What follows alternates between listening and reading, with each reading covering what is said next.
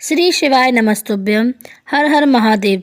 परम पूज्य पंडित प्रदीप मिश्रा जी के द्वारा श्री अश्वत्थामा बुरहानपुर शिव महापुराण कथा के द्वारा 12 महत्वपूर्ण बिंदु बताए गए हैं। अगर आपने आज की कथा का श्रवण पान नहीं किया है तो इस छोटी सी वीडियो के माध्यम से समझ में आ जाएगा। तो चलिए शुरू करते हैं।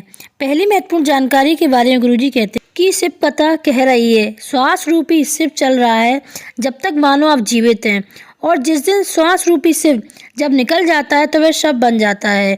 दूसरी महत्वपूर्ण जानकारी के बारे में बताते हैं कि जब भी आप किसी के द्वार पर या घर पर जाओ तब उसका फर्नीचर या घर मत देखो।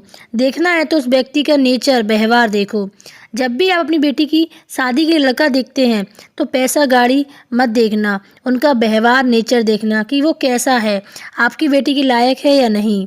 तीसरी महत्वपूर्ण जानकारी के बारे में बताते हैं कि एक बार की गई भक्ति, एक लोटा जल चढ़ाया गया, एक चढ़ाई गई बेलपत्र कभी खाली नहीं जाता। इसके बाद गुरुजी कहते हैं कि अश्वत्थामा भगवान शिव के 19वें अवतार में से एक अवतार है। ये अवतार कोई साधारण अवतार नहीं है।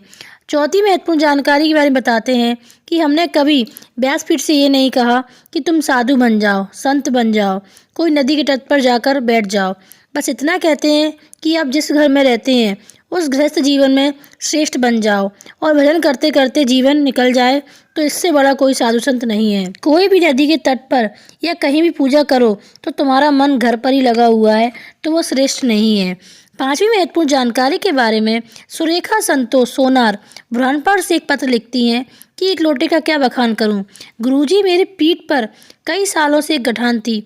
गठान बढ़ती ही चली जा रही थी, छोटी नहीं हो रही थी। सभी जगह इलाज करवाया पर सही नहीं हुई। कुछ लोग कहते हैं अगर ये गठान निकलेगी तो ये बॉम्बे के कैंसर जांच के लिए जाएगी। तब मैंने एक लोटा जल का नियम बनाया, एक बेलपत्र चलाती और उठाकर लाती और जल आचमन करती तो धीरे धीरे गठान छोटी होने लगी। फिर जब एक दिन शिवालय में प्रणाम करने बैठी तो गठान बाहर निकल कर आ गई और उसमें से पल्स बाहर निकलने लगी। ये गठान और गठान का फोटो मैंने पत्र में लगाया है। फिर जल लाकर उस गठान पर लगाया तो वह पल्स व खून आना बंद हो गया, वह बिल्कुल सही हो गई है। छठवीं महत्वपूर्ण जानकारी के बारे में प्रियंका बुरहानपुर से पत्र लिखती हैं कि एक लोटे जल का क्या बखान करूं, कोई शब्द ही नहीं है। एक बार मेरे पेट में अचानक से दर्द हुआ। मैंने वो दर्द को साधारण सा दर्द समझा। डॉक्टर से दवाई ली और खाई पर आराम नहीं मिला। फिर डॉक्टरों ने विशेषज्ञ को दिखाने को कहा। तब इंदौर में दिखाया और जांच कराई। तब पता चला पेट में कैंसर के लक्षण आए हैं। तब आपने एक कथा में कहा, त्रिजोगी नारायण का पानी जहाँ पर शिव और सती का विवाह हुआ है वो जल मंगवाकर पियो, आराम लगने लगेगा। तब मैंने पति को त्रिजोगी नारायण का जल लाने के लिए भेजा और शिवजी का नाम, कुंदकेश्वर महादेव का नाम लेके उसे पीना शुरू किया।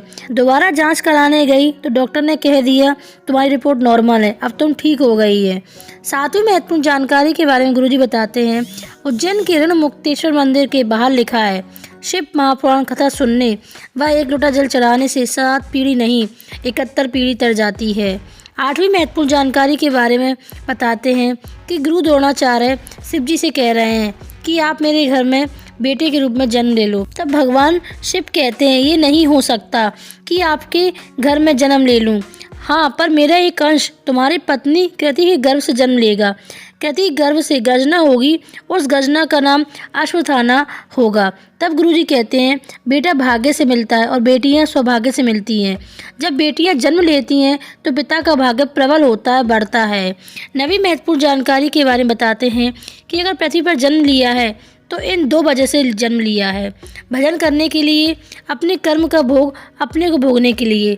जैसे बीमारी, दुख, कष्ट तुम खुद ही भोगोगे, दूसरा कोई नहीं भोगेगा। 10वीं महत्वपूर्ण जानकारी के बारे में बताते हैं कि सुनंदा राकेश बड़गुजर ब्यास नगरी से पत्र में लिखती हैं कि मेरे पति के गले में 3 बड़ी बड़ी गठान हो गई थी। अच्छे डॉक्टर को दिखाया, मुंबई में भी दिखाया। डॉक्टर ने ऑपरेशन का बोला कि ये बड़ी बीमारी का संकेत हो सकता है, ऑपरेशन के बाद गठान फिर से भी आ सकती है। तब एक दिन टीवी पर आपकी कथा देखी तो उसमें आपने कुशा के जल का वर्णन किया।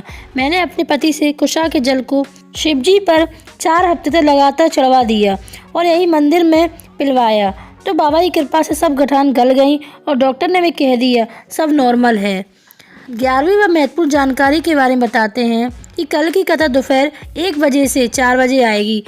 12वीं व अंतिम महत्वपूर्ण जानकारी के बारे में गुरुजी ने एक उपाय बताया है कि जिस किसी भी महिला को 10 साल या 20 साल या 5 साल तक संतान नहीं है, वे दिल से शिव जी की आराधना करें और सफ़ेद आंकड़े की जड़ लेकर 21 बार शिव जी पर से घुमाकर तुमरुका महादेव का नाम लेके वह अपना नाम और गोत्र बोलकर वहीं कमर में लाल धागे में बांध ले।